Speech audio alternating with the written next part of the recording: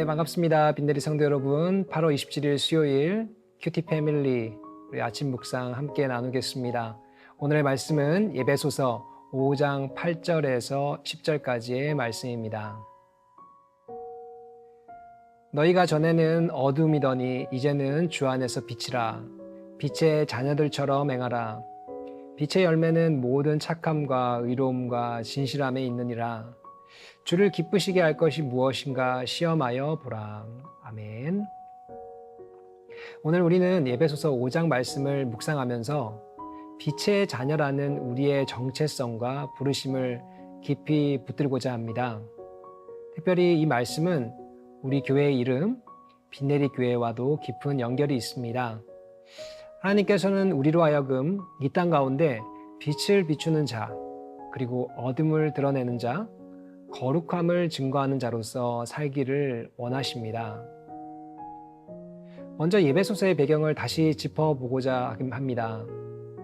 예배소서는 바울이 로마 감옥에 갇혀 있는 중에 쓴 편지이고 예배소 교회와 더불어서 여러 이방 교인들에게 돌려서 읽혀졌던 편지입니다.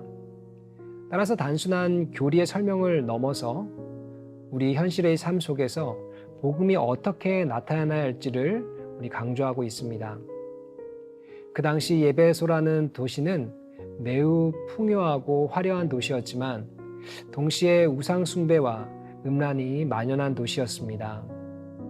그런 세상 가운데 있는 예배소 교회 성도들에게 바울은 세상의 어둠에 동화되지 말고 빛의 자녀들답게 살라는 강력한 권면을 주고 있습니다. 그리고 그 권면의 말씀은 지금 어둠의 문화 속에 살아가는 우리에게도 동일하게 주시는 하나님의 명령인 것입니다. 그래서 첫째, 우리는 빛의 자녀들답게 살아야 합니다. 오늘 제가 읽지는 않았지만 앞부분 1절부터 바울은 사랑 안에 사는 것이 빛의 자녀된 자의 첫 번째 특징임을 말하고 있습니다. 하나님을 본받는 자가 되라, 사랑 가운데서 행하라고 권면하고 있는 것입니다. 예수님께서 우리를 위해 자신을 향기로운 제물로 내어주셨듯이 사랑과 희생이 빛의 삶입니다. 반면 3절부터는 음행, 더러운 것, 탐심, 음담, 패설 등 어둠의 열매 없는 행위들을 철저히 경계하라고 말합니다. 왜냐하면 이런 것들은 빛의 자녀의 삶과는 전혀 어울리지 않는 모습이기 때문입니다. 성경은 우리에게 단지 선한 사람이 되라고 말하지 않습니다. 너희가 빛 그 자체라고 선포합니다.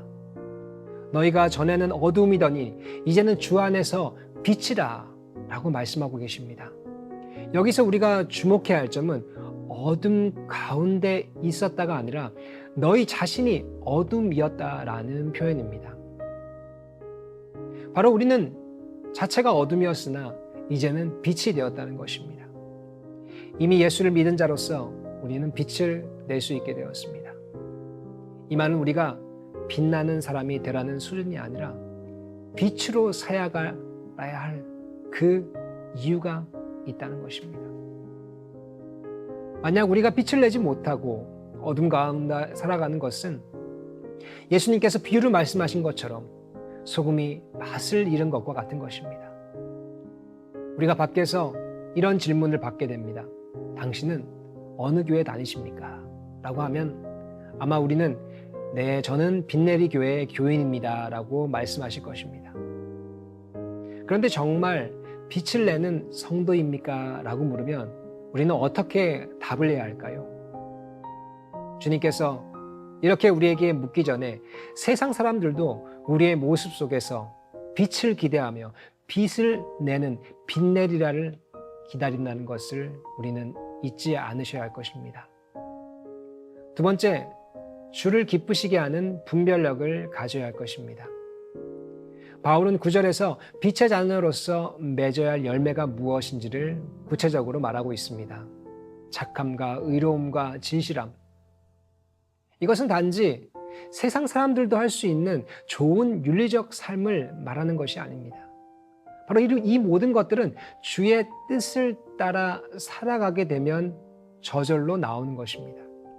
그래서 10절에서 이렇게 말씀합니다. 주를 어떻게 무엇으로 기쁘시게 할 것인지 시험하여 보라. 여기서 시험하여 보라라는 말은 원문상의 뜻을 살펴보면 분별하다, 판단하다, 시험하여 입증하다라는 뜻입니다.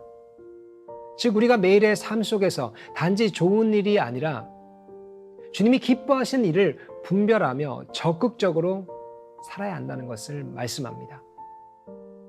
세상이 제시하는 길이 아무리 효율적이고 합리적으로 보여도 하나님이 기뻐하시지 않는 삶이라면 빛의 자녀는 그 길을 선택할 수 없습니다.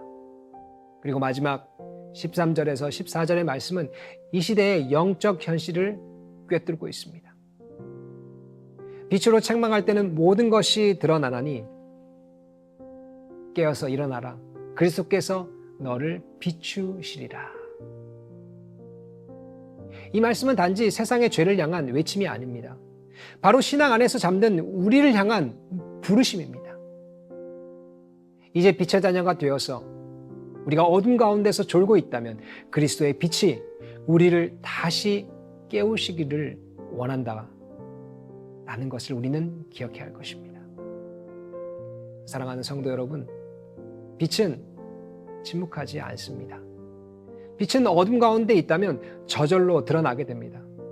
단지 우리가 말로만 그리스도인이 아니라 빛의 자녀답게 사는 삶이 진정한 간증이 될 것입니다. 오늘 하루 내가 어둠을 멀리하고 진리와 거룩함으로 빛을 비추는 삶을 살고 있는지, 그리고 매 순간 주님이 기뻐하시는지를 분별하며 살고 있는지를 돌아보시기 바랍니다.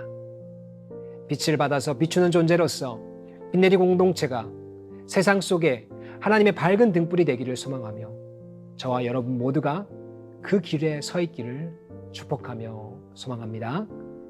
다 같이 기도하겠습니다. 주님 감사합니다.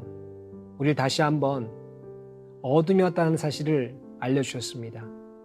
그러나 주님의 그 피의 능력으로 말미암아서 이제는 우리가 새로운 사람이 되어서 빛을 비출 수 있는 빛내리가 되었습니다.